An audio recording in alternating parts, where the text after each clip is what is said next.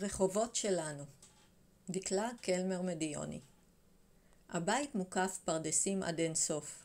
בחצר עצי פרי למחביר ותרנגולות.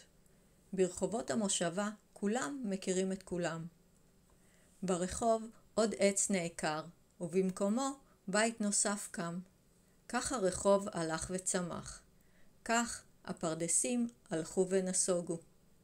השנים חלפו, במקום הבתים בניינים צמחו. רחובות הפכה ממושבה קטנה לעיר מפותחת, מודל לגאווה.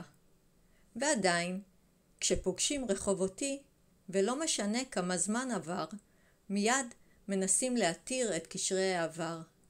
האם אתה מכיר את? האם הבית ברחוב ההוא עוד קיים? אין כמו רחובות שלנו, עיר עם נשמה של מושבה.